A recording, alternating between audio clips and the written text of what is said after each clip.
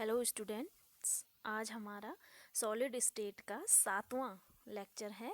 इससे पहले हमने 6 लेक्चर में सॉलिड सॉलिड के प्रकार, सॉलिड की व्यवस्थाएं और जो सॉलिड्स हैं उनमें जो दोष होते हैं उनके बारे में पढ़ा था। अब आगे की जो आज की स्लाइड है, आज का जो लेक्चर मैंने तैयार किया हुआ है वो है ठोसों के गुण पे। ठीक है, चलिए स्टार्ट करते हैं। देखो, ठोसों के 3 मुख्य गुण होते हैं: वैद्युत गुण, चुंबकीय गुण और डाई इलेक्ट्रिक गुण। ठीक है, डाई इलेक्ट्रिक गुण या वैद्युत गुण भी इनको बोल सकते हैं हम। ठीक है, तो पहला गुण है वैद्युत गुण। वैद्युत गुण में क्या होता है, जो ठोसों की चालकता होती है इसकी हम बात करते हैं। ठीक है ना, तो चालकता के आधार पर ठोसों को निम्न 4 भागों में वर्गीकृत किया जाता है। पहला है चालक, दूसरा है कुचालक, तीसरा है अर्धचालक और चौथा है अतिचालक। ठीक है, तो पहला है चालक। चालक वे ठोस जिनमें विद्युत धारा आसानी से क्या हो जाती है, प्रवाहित हो जाती है। जैसे सारी मेटल्स होती हैं जो, ठीक है ना, तो सभी मेटल में, सभी धातुओं में क्या हो जाती है, आसानी से विद्युत धारा प्रवाहित हो जाती है। एक आपने दूसरा भी सुना होगा, जो इन्वर्टर वगैरह में या बैटरीज वगैरह में भी आपने देखा होगा कि विद्युत धारा उनसे मतलब स्कूटी के जो बैटरी होती है, गाड़ी की बैटरियाँ होती हैं, उनसे भी क्या होता है, करंट मिलता है गाड़ी को। ठीक है ना, तो वहाँ वो भी चालकता प्रदान करते हैं। अब बैटरी में ऐसा क्या होता है, बैटरी में कुछ सॉल्यूशन होते हैं, उनकी वजह से क्या होती है, विद्युत धारा आसानी से प्रवाहित हो जाती है। ठीक है ना, तो चालक में ये जो चालक होते हैं, चालक भी 2 प्रकार के होते हैं। पहला धात्विक चालक और दूसरा वैद्युत अपघट्य चालक। धात्विक चालक में सारी धातुएं आ जाएंगी, आपकी सारी धातुएं, लोहा है, कॉपर है, एल्यूमिनियम वगैरह है। ठीक है, तो इन सारी धातुओं में क्या होती है, विद्युत धारा आसानी से प्रवाहित हो जाती है। ठीक है, और विद्युत धारा प्रवाहित होने का एक मुख्य कारण ये है कि इन जो ये मेटल हैं, जो ये धातुएं हैं, इनमें अयुग्मित इलेक्ट्रॉनों की संख्या क्या होती है, अधिक होती है। और उन अयुग्मित इलेक्ट्रॉनों के बहने के कारण क्या हो जाती है, विद्युत धारा उत्पन्न हो जाती है। ठीक है, दूसरा है इसका वैद्युत अपघट्य चालक। चालक का दूसरा प्रकार है वैद्युत अपघट्य चालक। इसमें हम कुछ विलयन लेते हैं, जो विलयन क्या करते हैं, रासायनिक अभिक्रिया द्वारा अपने आयनों में टूटकर पूरी तरह से वियोजित होकर, जैसे में सोडियम, अब कोई ऐसा ठोस नहीं लेना है आपने, जैसे सोडियम क्लोराइड है, मैंने पहले भी बताया था आपको, तो सोडियम क्लोराइड आपने ठोस नहीं लेना है। ठीक है, सोडियम क्लोराइड की यानी NaCl की आप क्या लोगे, या तो मोल्टन स्टेट लोगे यानी गलित अवस्था लोगे, या फिर उसका विलयन बनाओगे। ठीक है, और विलयन बनाने के बाद क्या हो जाता है, सोडियम क्लोराइड अपने आयनों में वियोजित हो जाता है और उसके क्या होता है, आयनों के प्रवाह के कारण क्या होता है, एक रासायनिक अभिक्रिया द्वारा विद्युत धारा जो ये अपघट्य चालक होते हैं उनमें प्रवाहित होने लग जाती है। ये हम आगे इलेक्ट्रोकेमिस्ट्री में पढ़ेंगे, आपका 3rd चैप्टर है, जिसमें आप ये सब पढ़ोगे कि किस तरह से इलेक्ट्रोड, ठीक है, पॉजिटिव और जो नेगेटिव एनोड और कैथोड हैं, उनमें आयनों के इकट्ठा होने से, आयनों के प्रवाह से क्या होता है, इलेक्ट्रिसिटी क्रिएट हो जाती है। ठीक है ना, तो वैद्युत अपघट्य चालक में सारे ही वो वाले सारे ठोस आते हैं जो पूर्णतः अपने आयनों में क्या हो जाएं, टूट जाएं, वियोजित हो जाएं। ठीक है, अब दूसरा टाइप है उसका चालकता के आधार पर जो दूसरा टाइप है वो है कुचालक का। ठीक है, तो आपने देखा होगा बहुत सारे ऐसे ठोस होते हैं जिनमें विद्युत धारा बिल्कुल भी प्रवाहित नहीं होती है, जैसे प्लास्टिक है, रबड़ है। आपने देखा होगा जो धातुएं होती हैं जो, वो विद्युत की और ऊष्मा की दोनों की क्या होती हैं, सुचालक होती हैं। ठीक है ना, तो इनकी वजह से क्या होता है, जो इलेक्ट्रिसिटी है यानी विद्युत धारा है या फिर ऊष्मा है, वो आसानी से इनमें प्रवाहित हो जाती है। इसके अपोजिट कुछ ऐसे ठोस भी होते हैं जिनमें विद्युत धारा बिल्कुल भी प्रवाहित नहीं होती है, जैसे रबड़ है, प्लास्टिक है। ठीक है, आपने देखा होगा, अब हीट आसानी से धातुओं में प्रवाहित हो जाती है, तो इसलिए क्या किया जाता है, जो तवे के हैंडल या फिर फ्राई पैन के हैंडल होते हैं उनमें प्लास्टिक के या फिर बैकलाइट्स वगैरह के क्या किए जाते हैं, परत चढ़ाई जाती है हैंडल पे, ताकि क्या ना हो, हीट लगे ना। ऐसे आपने देखा होगा जो वायर होती हैं, तांबे की वायर वगैरह जो भी है, जो आपके घर में यूज़ होती हैं स्विच बोर्ड के अंदर फिटिंग में, तो उनके बाहर से भी क्या किया जाता है, प्लास्टिक की लेयरिंग की जाती है। क्यों? उन तारों को आप आसानी से पकड़ सकते हो, वो क्या होती हैं, विद्युत की कुचालक होती हैं, ठीक है ना। तो इस प्रकार के ठोस जो क्या करते हैं, अपने में से विद्युत धारा को प्रवाहित नहीं होने देते हैं, कुचालक कहलाते हैं। इसके 3 मुख्य उदाहरण मैंने यहाँ पे लिखे हुए हैं, प्लास्टिक, रबड़ और लकड़ी, ठीक है। चलिए नेक्स्ट चलते हैं। नेक्स्ट है आपका अर्धचालक। अब मैंने कल बात की थी अशुद्धता दोषों की, जिसमें मैंने पी टाइप और एन टाइप के अर्धचालक आपको बताया था। तो अर्धचालक जो होते हैं उनकी जो चालकता की जो रेंज होती है वो कुचालक और जो सुचालक होते हैं या जो चालक होते हैं उनके बीच की होती है, ठीक है। ये बहुत ज़्यादा, मतलब ऐसा भी नहीं होता कि ये इनमें विद्युत धारा प्रवाहित ही ना हो, और ऐसा भी नहीं होता कि ये मतलब इनमें इलेक्ट्रिसिटी क्रिएट ना हो सके, ठीक है ना। तो जैसे सिलिकॉन वगैरह है, सिलिकॉन, जर्मेनियम, मैंने कल उदाहरण लिए थे। तो ये अर्धचालक की मतलब दिखते मेटल की तरह हैं, धात्विक चालक की तरह दिखते हैं, और क्या करते हैं लेकिन आप पकड़ोगे, जैसे जैसे आपने देखा होगा मोबाइल की जो मदरबोर्ड होती है या कंप्यूटर की मदरबोर्ड वगैरह होती है, उसमें छोटी छोटी छोटी सिलिकॉन चिप्स लगी होती हैं, तो वो सिलिकॉन मेटल है, ठीक है ना। सिलिकॉन मेटल की चिप्स होती हैं, तो उसमें क्या नहीं होता है, आप उसे छेड़ोगे तो आपको ऐसे करंट नहीं लगता है, जबकि अन्य जो धातुएं होती हैं उनमें आपको करंट लगता है, ठीक है। तो ये उपधातु की तरह है, तो इसलिए ये क्या है, विद्युत का चालन तो करती है पर करंट नहीं आपको इसमें लगता है, ठीक है ना। अब जो अर्धचालक की भांति ये कार्य करती है, तो इसकी जो चालकता रेंज होती है वो 10 की घात -6 से 10 की घात 4 ओम इनवर्स मीटर इनवर्स तक की होती है, ठीक है ना। तो इनमें क्या होता है, कल मैंने आपको अशुद्धता दोष में पढ़ाया था कि इनमें या तो क्या हो जाएगा, कोई अशुद्धि मिला के इनमें या तो छिद्र उत्पन्न हो जाते हैं या फिर अतिरिक्त इलेक्ट्रॉन उपस्थित हो जाते हैं, जिससे इनमें क्या होने लग जाती है, विद्युत धारा प्रवाहित होने लग जाती है। तो ये क्या है, अर्धचालक हैं, ठीक है ना। तो अशुद्धि के कारण इनके छिद्रों में देखो यहाँ पे अर्धचालक का दे रखा है इसने, पी टाइप के जो सेमीकंडक्टर हैं उसमें क्या हो जाता है, छिद्रों के कारण, अतिरिक्त छिद्रों के कारण क्या हो जाता है, इलेक्ट्रिसिटी क्रिएट नहीं बोलेंगे वैसे, प्रवाहित होने लग जाती है, ठीक है ना। तो ये अर्धचालक है। अब एक चौथा टाइप है अतिचालक, ठीक है। अतिचालकता नहीं है ये मिसप्रिंट हो रखा है, अतिचालक है वहाँ पे। तो अतिचालक में क्या होता है, वो ये सारे पदार्थ आते हैं जिनको हम 0 डिग्री केल्विन तक ठंडा करते हैं, तो उनका प्रतिरोध भी क्या हो जाता है, पूरी तरह से शून्य हो जाता है, ठीक है। और उनका यह गुण क्या कहलाता है, अतिचालकता कहलाता है, ठीक है। शून्य गुण के अलावा ये इनका एक और गुण होता है कि जब इनका प्रतिरोध शून्य हो जाए तो ये चुंबकीय जो इनका टोटल मैग्नेटिक मूवमेंट होता है वो भी क्या हो जाता है, 0 हो जाता है, ठीक है। और फिर ये क्या करते हैं, एक अतिचालक की भांति कार्य करते हैं, ठीक है। अब आगे है कि क्रांतिक ताप एक टर्म यहाँ पे आएगा। तो क्रांतिक ताप वो होता है कि वो पदार्थ या वह ताप जिस पर कोई पदार्थ, कोई अतिचालक पदार्थ, कोई पदार्थ क्या करे, अतिचालकता की भांति यानी अपना प्रतिरोध 0 कर ले, ठीक है। तो वो ताप क्या कहलाता है, क्रांतिक ताप कहलाता है। इसका एग्जाम्पल मैंने लिख दिया है, ये ट्रियम बेरियम कॉपर ऑक्साइड, इसको सिरेमिक इसका नाम है, सिरामिक। तो ये इसका अतिचालक पदार्थों का उदाहरण है, ठीक है।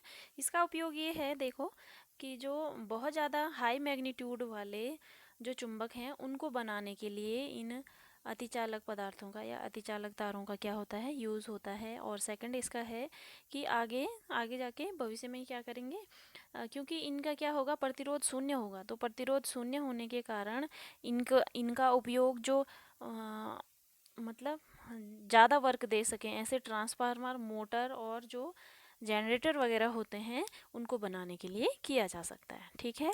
तो ये आपके यहाँ तक जो है वो ठोसों के वैद्युत गुण समाप्त हो गए हैं। अब हम सेकंड चलते हैं इनके चुंबकीय गुण पे, ठीक है। तो चलिए आगे। अब ठोसों के चुंबकीय गुण क्या होंगे, देखो कुछ ठोस ऐसे होते हैं जिनको हम चुंबकीय क्षेत्र में रखें तो विभिन्न प्रकार से वो क्या करते हैं, चुंबकीय गुण प्रदर्शित करते हैं। इसका मतलब अगर मैंने चुंबकीय क्षेत्र, सपोज मैंने क्या कर दिया, इस तरह से चुंबकीय क्षेत्र यूँ क्रिएट कर दिया, ये N है और ये क्या है, S है, ठीक है। तो यहाँ पे क्या होगा, चुंबकीय रेखाएं उत्पन्न हो जाएंगे, इस तरह से चुंबकीय रेखाएं ठीक है। अब अगर मैं यहाँ पे मैंने कोई सब्सटेंस रखा हुआ है, सपोज ये वाला मैंने सब्सटेंस रखा हुआ है और इसको मैं यहाँ पे रख दूँ, यहाँ पे बीच में, ठीक है। तो क्या होगा, बीच में ना भी रखूँ, दूर ही रखा हुआ है मैंने, सपोज यहाँ दूर रखा हुआ है, तो क्या होगा, वो इस चुंबकीय क्षेत्र से आकर्षित भी हो सकता है। ये नॉर्थ पोल है और ये चुंबक का साउथ पोल है, ठीक है। और ये मैंने क्या कर दिया, यहाँ पे एक पदार्थ रख दिया और ये क्या है, चुंबकीय रेखाएं हैं, ठीक है, चुंबकीय रेखाएं हैं। अब मैं इस पदार्थ को रख दूंगी तो ये पदार्थ हो सकता है कि ये पदार्थ यहाँ आकर्षित हो सकता है कि ये पदार्थ इस चुंबकीय क्षेत्र से क्या हो, दूर की ओर भागे, प्रतिकर्षित हो, ठीक है। तो इस तरह से विभिन्न चुंबकीय गुण ठोस क्या करते हैं, प्रदर्शित करते हैं। तो चलिए, अब चुंबकीय गुण प्रदर्शित करने के व्यवहार के आधार पर हम जो ठोस होते हैं उनको निम्न भागों में बांटते हैं। देखो, पहला है प्रतिचुंबकीय, ठीक है, इसको बोलते हैं डायामैग्नेटिक, अनुचुंबकीय, पैरामैग्नेटिक, लौह चुंबकीय, प्रतिलौह चुंबकीय और फेरी चुंबकीय, ठीक है। तो फेरोमैग्नेटिक, एंटी फेरोमैग्नेटिक और फेरी मैग्नेटिक, लास्ट के 3 हैं जो, ठीक है। तो पहला चलते हैं प्रतिचुंबकीय के लिए। प्रतिचुंबकीय क्या होगा, नाम से पता चल रहा है, प्रति मतलब विरोध करना, ठीक है, पीछे को हटना, ठीक है। तो इस तरह के पदार्थ वे ठोस होंगे जब मैं क्या करूं, इनको यहाँ पे मैंने सपोज क्या कर दिया है, इस तरह के पदार्थों को यहाँ पे मैंने चुंबक के 2 सिरे आपस में, जो नॉर्थ और साउथ पोल है, ये आपको पता होगा कि क्या होते हैं, एक दूसरे से क्लोज मतलब आते हैं, चिपकते हैं एक दूसरे से, ठीक है। अब प्रतिचुंबकीय पदार्थ, सपोज मैंने देखो एग्जांपल NaCl ले रखा है, बेंजीन ले रखा है और वेनेडियम पेंटाऑक्साइड ले रखा है। यहाँ पे मैंने पदार्थ रख दिया कोई, इनमें से कोई एक पदार्थ, तो ये पदार्थ क्या होगा, जो ये चुंबकीय क्षेत्र है, इस चुंबकीय क्षेत्र से दूर भागने की कोशिश करेगा, ठीक है ना। तो चुंबकीय क्षेत्र से क्या होगा, वो प्रतिकर्षित होगा, ठीक है। तो इस प्रकार के पदार्थ क्या कहलाते हैं, प्रतिचुंबकीय पदार्थ कहलाते हैं। और ऐसा इनमें इसलिए होता है क्योंकि इनमें इनके जो मतलब जो भी इनमें परमाणु हैं, इनके परमाणुओं में क्या नहीं पाए जाते हैं, अयुग्मित इलेक्ट्रॉन नहीं पाए जाते हैं, ठीक है। इसका मतलब क्या है कि जो भी इलेक्ट्रॉन होंगे किसी भी ऑर्बिटल की लास्ट सेल की हम बात करें अगर, तो इसका मतलब ये होगा कि हो सकता है अगर मैं इनका कोई पी कोष है, तो पी कोष में इसका मतलब क्या होगा, मैक्सिमम 6 इलेक्ट्रॉन हो सकते हैं और 6 के 6 क्या हों, पेयर हों। या अगर 4 इलेक्ट्रॉन होंगे तो हो सकता है 4 के 4 इलेक्ट्रॉन क्या हों, पेयर हों, ठीक है। अब ये वाला जो मैंने बनाया है ये वैसे उनके रूल के अकॉर्डिंग क्या है, गलत है, ठीक है। तो इस तरह से होगा जहाँ क्या होंगे, जिन पदार्थों में मतलब सारे इलेक्ट्रॉन क्या होते हैं, पेयर होते हैं, युग्मित होते हैं, वो क्या नहीं करेंगे, चुंबकीय क्षेत्र की ओर आकर्षित नहीं होंगे, ठीक है। इसका मतलब क्या है कि चुंबकीय क्षेत्र में आकर्षण के लिए हमें क्या चाहिए, कम से कम एक इलेक्ट्रॉन, कम से कम, अधिक तो कितने भी, कम से कम एक इलेक्ट्रॉन क्या होना चाहिए, अयुग्मित होना चाहिए, ठीक है। तो इसके एग्जाम्पल ये बेंजीन वगैरह हैं। बेंजीन वैसे भी क्या है, नॉन पोलर है, ठीक है। देखो आगे दूसरा है इसका टाइप, अनुचुंबकीय पदार्थ। अब अणु मतलब पास आना, ठीक है, यहाँ पे तुम अणु का मतलब पास आने से लगा सकते हो।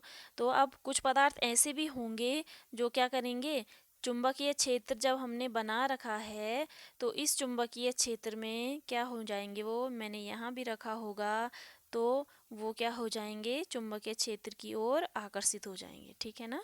आपने देखा होगा लोहा वगैरह होता है या लोहे से बनी कुछ कील, जैसे कील वगैरह है, कोई सिक्का है, 5 का सिक्का, 2 का सिक्का, तो उसको मैं थोड़ा दूर भी रखूं और 2 चुंबक मैंने पास में ऐसे थोड़ा दूर में रखे हुए हैं और उनसे थोड़ा दूर में मैंने अगर कोई सिक्का रख दिया या कील रख दी, तो वो कील क्या हो जाती है, आकर्षित हो जाती है, ठीक है ना। यहाँ पे कील का तो मैंने बहुत बड़ा एग्जाम्पल दे दिया है। यहाँ पे आप लोग आयरन का एग्जाम्पल ले लेना। आयरन के एग्जाम्पल में आप देख लेना, इसका इलेक्ट्रॉनिक विन्यास लिखना मैंने आप लोगों को बता रखा है। तो आप पाओगे चाहे Cu2 पॉजिटिव है, चाहे Fe2 पॉजिटिव है या फिर क्रोमियम 3 पॉजिटिव है, इनमें कहीं ना कहीं एक या एक से अधिक अयुग्मित इलेक्ट्रॉन आएंगे। और जिस भी सब्सटेंस के पास, जिस भी पदार्थ के पास एक या एक से अधिक अयुग्मित इलेक्ट्रॉन आते हैं, यानी अकेले वाले इलेक्ट्रॉन आते हैं, वो क्या करेंगे, अनुचुंबकीय गुण प्रदर्शित करेंगे, ठीक है। इसी तरह से अब इसी क्रम में तीसरा है लौह चुंबकीय पदार्थ। लौह चुंबकीय पदार्थ वे पदार्थ होते हैं जो प्रबल रूप से क्या होते हैं, जो मैग्नेटिक मूवमेंट है वो प्रबल रूप से दिखाएंगे अपना, ठीक है। तो नॉर्थ साउथ पोल में अगर कोई लोहे की कील है या प्योर लोहे का टुकड़ा है, अगर मैं इसको इतनी दूर भी रख दूं तो ये क्या हो जाएगा, इतनी दूर से क्या हो जाएगा, इस चुंबकीय क्षेत्र की ओर आकर्षित हो जाएगा। तो प्रबल रूप से चुंबकीय क्षेत्र की ओर क्या हो जाता है, आकर्षित हो जाता है। और इन चुंबकीय पदार्थों में, जो लौह चुंबकीय पदार्थ हैं, इनमें मेनली हम लोहे से बनी हुई सारी चीज़ें लेते हैं, ठीक है ना। अब देखो ऐसा क्यों होता है इसमें, जो देखो ये मैंने आपको अलाइनमेंट बता रखा है इसमें, ये इस तरह से यहाँ पे देखो ये वाला है जो, तो ऐसा इसलिए होता है कि जो ये क्या है, इलेक्ट्रॉनों की संख्या है। सपोज मैंने मान लिया कि क्या है, ये सारे देखो एक ही अलाइनमेंट है, ऊर्ध्वाधर खड़े हैं आपके।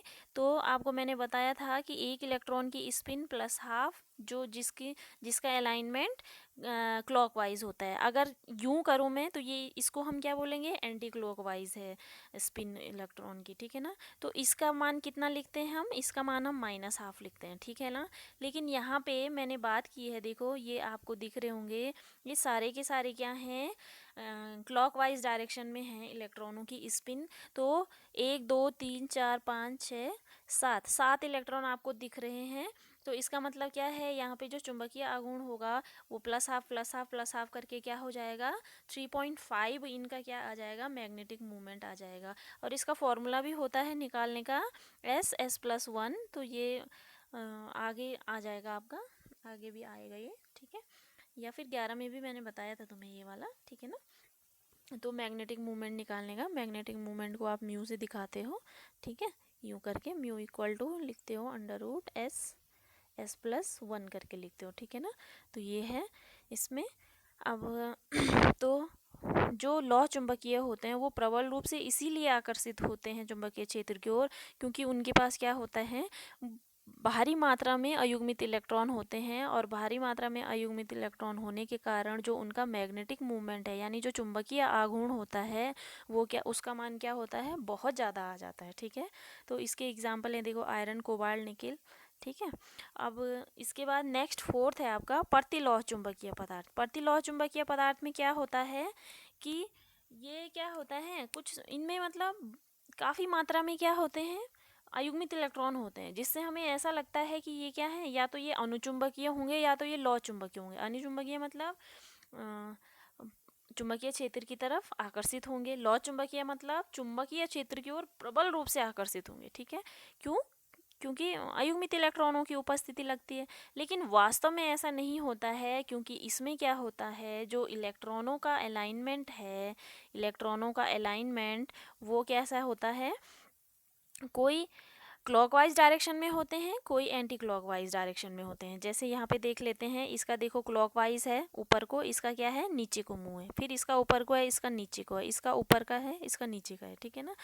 बहुत कम मतलब इसमें क्या आता है, चुंबकीय आघूर्ण का मान आता है। अब देखो, मैंने तुम्हें बताया कि जिसका भी अलाइनमेंट, यानी जो क्लॉकवाइज, जो भी इलेक्ट्रॉन की स्पिन है वो क्लॉकवाइज है, तो उसका मान कितना हो जाएगा, प्लस का हाफ हो जाएगा, ठीक है।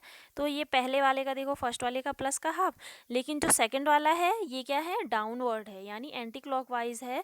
तो इसका स्पिन का मान कितना आ जाएगा, माइनस हाफ। तो प्लस हाफ से माइनस हाफ क्या हो जाएगा, कैंसिल हो जाएगा। ऐसे यहाँ पे प्लस हाफ से माइनस हाफ कैंसिल हो जाएगा, ऐसे यहाँ पे प्लस हाफ से माइनस हाफ कैंसिल हो जाएगा। और यहाँ पे सिर्फ क्या आएगा, स्पिन का मान कितना आ रहा है, हाफ आ रहा है, ठीक है ना, मतलब प्लस हाफ आ रहा है। तो बहुत कम है ये मान, ठीक है ना। तो कभी कभी इसमें यहाँ पे इसने लिखा हुआ है कि जो प्रतिलोह चुंबकीय होते हैं, इनमें चुंबकीय आघूर्ण का मान कितना होता है, वास्तव में शून्य होता है, ठीक है। तो इसमें एक और होना चाहिए था इलेक्ट्रॉन, ये मैंने नेट से निकाला है, तो शायद इस वजह से यहाँ पे एक और होना चाहिए था। तो इससे ये भी कैंसिल हो जाता है, इससे ये कैंसिल हो जाता है, इससे ये कैंसिल, और इससे ये कैंसिल। तो पूरा जो चुंबकीय आघूर्ण का मान होगा वो क्या हो जाएगा, फिर शून्य हो जाएगा, ठीक है ना। तो ये है, ठीक है। अब देखो इसके एग्जाम्पल है, मैग्नीशियम ऑक्साइड दे रखा है और आयरन ऑक्साइड इसने दे रखा है, और Mn2 पॉजिटिव भी इसका उदाहरण है, जिसमें क्या होता है, चुंबकीय आघूर्ण का मान कितना होता है, शून्य होता है, ठीक है। अब इसके बाद लास्ट बचता है आपका कौन सा, फेरी चुंबकीय वाला। फेरी चुंबकीय वाले में क्या होता है, एक आध जो इलेक्ट्रॉन हैं उस ठोस पदार्थ में, ठीक है, उसमें सिर्फ एक आध इलेक्ट्रॉन क्या होंगे, अयुग्मित होंगे, जिससे क्या हो जाएगा, थोड़ा बहुत चुंबकीय आघूर्ण प्राप्त हो जाएगा, जिससे वो पदार्थ क्या करेगा, चुंबकीय गुण प्रदर्शित करेगा, ठीक है ना।